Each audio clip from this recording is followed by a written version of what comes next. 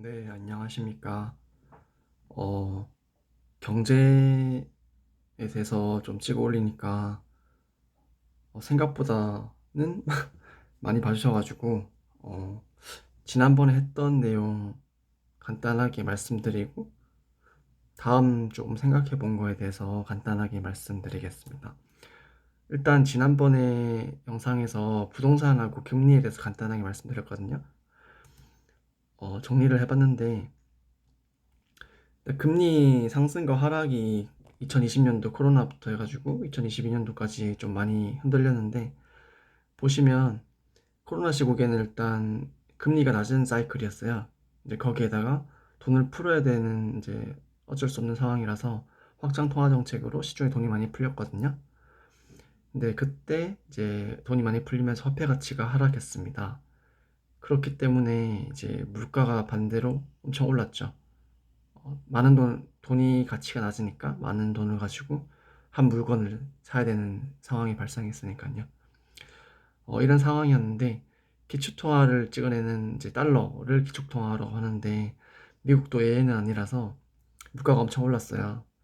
그래서 물가를 잡기 위해서 이제 긴축적 재정 정책을 수행하게 됩니다. 그 돈을 중앙정부로 흡수시키기 위해서 이제 돈을 안 푸는 거죠. 네. 그 통화 정책으로는 이제 금리를 상승시켜서 이제 돈을 흡수하는 방법으로 이중으로 지금 정책을 펼치고 있습니다. 그럼 이제 금리를 올리게 되면 자연스럽게 달러가 미국 중앙정부로 흡수되면서 화폐 가치가 이제 달러가 귀해지니까 화폐 가치가 올라가잖아요. 그러면 반대로 물가가 하락하겠죠. 왜냐하면 이제 1달러로 라면 한 개 살 수 있었으면 이제 2달러로 살 수 있었으면 이제는 물가가 화폐 가치가 올라갔으니까 이제 1달러로만 살 수 있는 그런 경우가 발생하는 거죠. 근데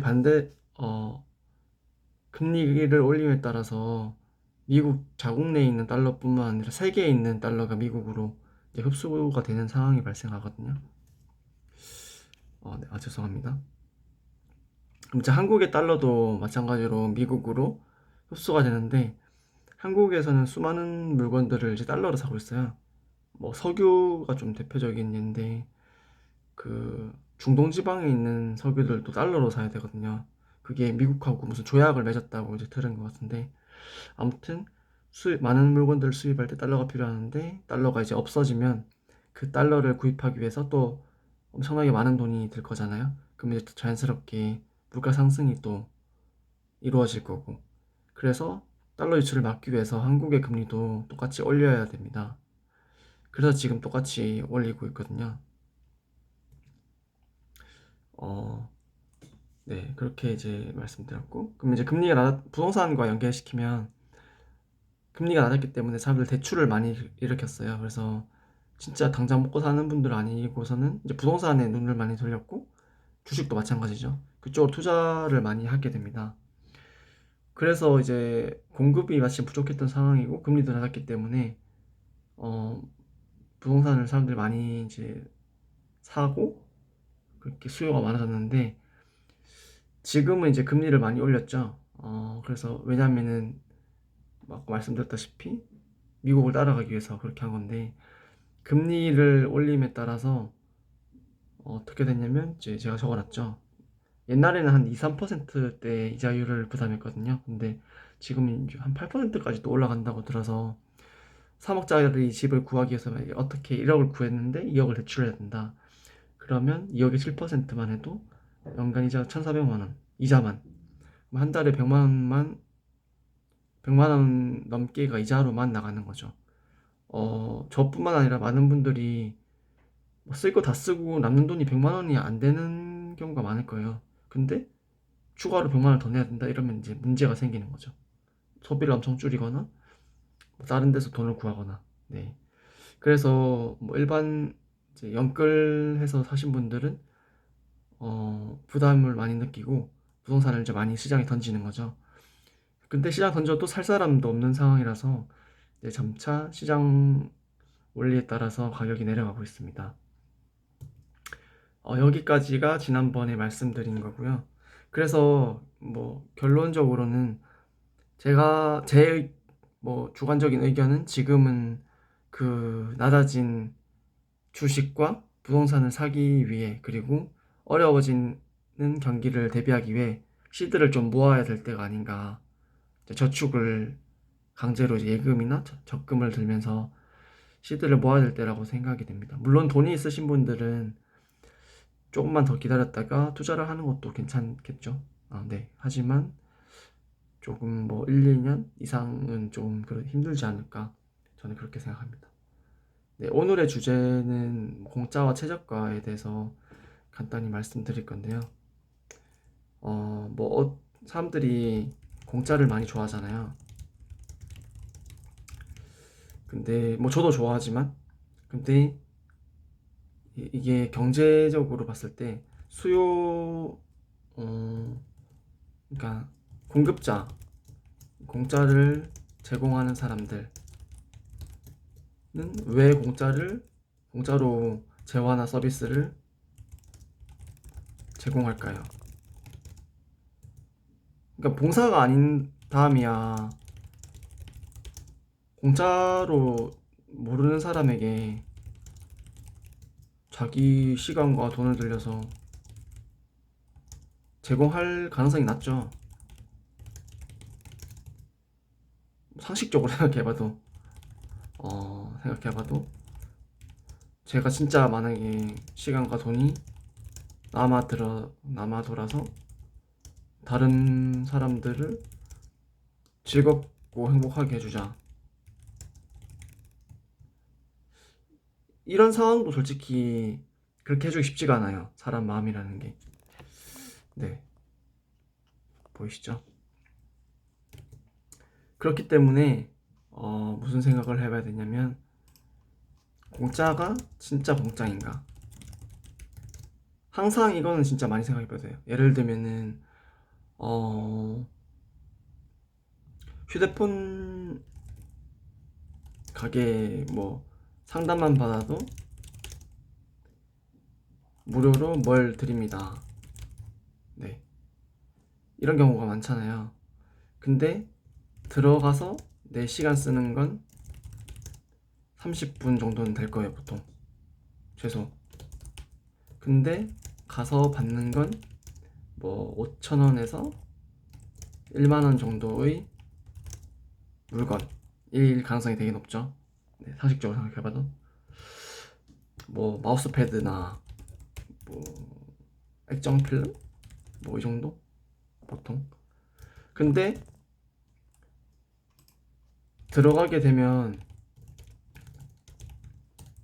많은 확률로 이제 비싼 계약을 하고 나오죠. 뭐 거절하지 못하는 사람도 있어요. 많이 생각보다 사람들도 많고, 강압적으로 좀 무섭게 나오는 경우도 많고, 그리고 뭐 혹해서 나오는 경우도 많죠. 약간 거짓말까지는 아닌데 되게 이제 말을 포장을 잘 하시는 분들, 그러니까 그쪽 분야에서는 사실 전문가시죠. 네, 그래서 그러니까 저희가 갔을 때 그 매장에 들어가면 올바른 판단을 하기가 쉽지가 않아요. 뭐 이거는 중고차 시장 가도 마찬가지고 뭐 등등.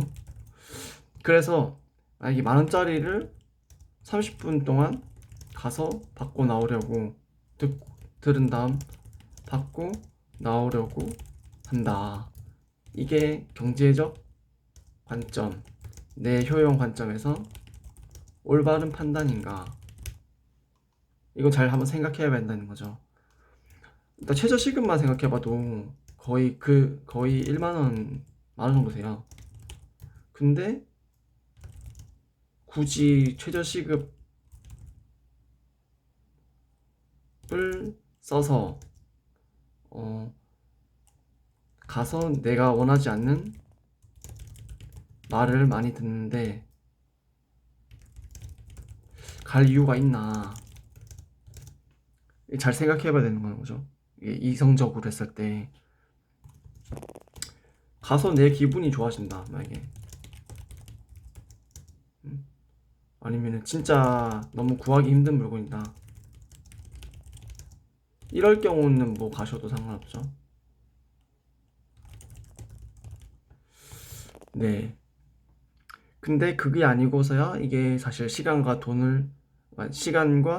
내 이제 다른 기회비용을 날리는 건데, 이게 맞는 건가? 그러니까 결론은, 공짜로 물건을 받더라도 내 전체 가지고 있는 자원이라 해야 되나? 뭐 시간이 될 수도 있고, 내 효용이 될 수도 있고, 체력이 될 수도 있고, 을 쓰는 행위다. 공짜는 아니다. 라는 결론에 도달할 수 있는 거죠. 잘 생각해보면. 그러니까 시간도 엄청나게 중요한 내 재산? 자원이에요. 어, 누구나 똑같은 건 사실 시간밖에 없거든요. 네. 누구나 똑같은 거. 어, 물론 뭐, 네. 거의 시간밖에 없죠. 그래서 그거를 상당히 소중히 써야 되는데, 이제 그런 공짜에 눈이 멀어서 저도 뭐 그럴 때 있지만, 이렇게 하면 안 되겠다는 생각이 많이 들어요. 마찬가지로, 비싼 경우가 또 뭐가 있을까요? 뭐 많죠? 뭐 설문조사를 했을 때, 뭐 5,000원짜리 쿠폰을 준다. 근데 설문조사 수준이나 개인정보 유출량이 어, 좀 걱정된다. 이럴 경우는 굳이 내 시간을 들여서 안 하는 게 현명하겠죠.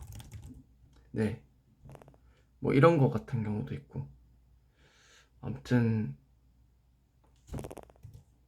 무언가 공짜, 무료라는 말을 들었을 땐 항상 의심을 해봐야 된다고 생각합니다. 왜냐하면 아까 말씀드렸다시피 어, 굳이 그분들이 공짜로 줄 이유가 없기 때문이죠. 조금 더 뭐 공짜는 아닌데 뭐 마찬가지로 제가 중고차 조금 봤었는데, 중고차를 예를 들면 공짜는 아닌데 그런 게 있어요. 어, 옵션이나 상태가 좀 더 좋다. 그러면 당연히 가격에 반영되어 있겠죠. 공급자 전문가들이 우리보다 훨씬 더 많이 알고 셈이 빨라요. 근데 굳이 좋은 물건을 싸게 판다? 이상하다고 봐야죠. 그 물건이 제가 볼 때까지 그 사이트, 그 장소에 남아있다? 좀 의심을 해봐야 된다는 거죠. 합리적 의심.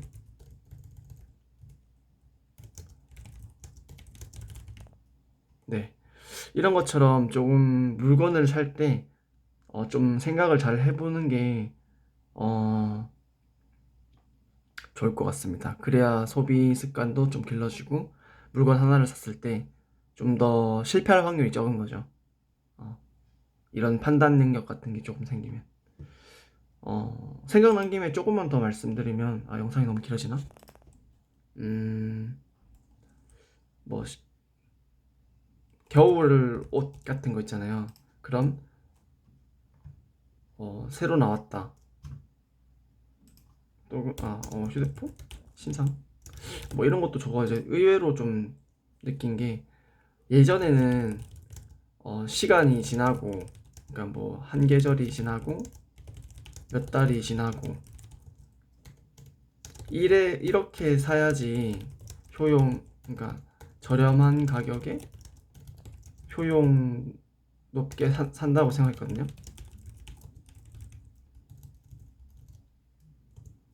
생각했는데 요새 다시 그 물건들을 사려고 이제 서치해 보니까 꼭 그런 건 아니더라고요.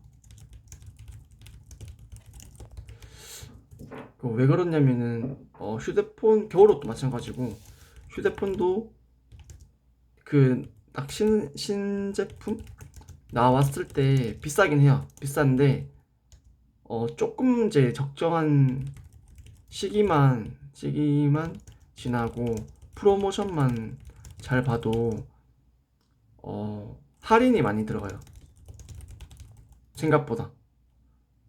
그래서 잘 이제 여기저기서 비교해보고 작년에 비슷한 신상과 비교해봤을 때 좀 더 디자인이나 기능적 측면에서 훨 나아졌다. 이러면은 구매해봐도 괜찮은 거죠. 왜냐, 프로모션도 물론 프로모션은 기본적으로 고려해야 되고 이게 내 효용이 많이 올라가기 때문에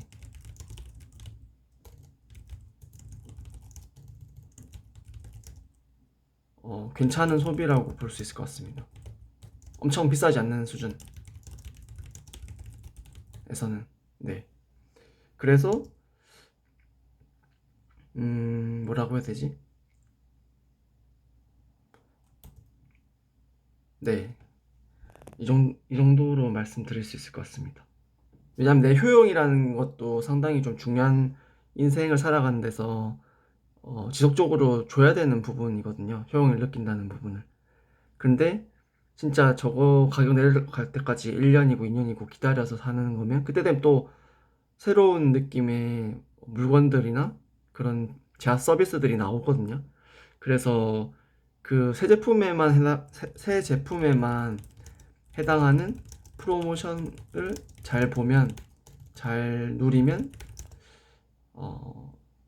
좋을 수 있다. 네. 그래서 좀 관점이 조금 바뀌었습니다. 그래서 이걸 혹시나 보시는 분들도 좀 그렇게 생각해 보시면 좋지 않을까 생각이 들어요. 네, 올바른 소비를 함에 있어서.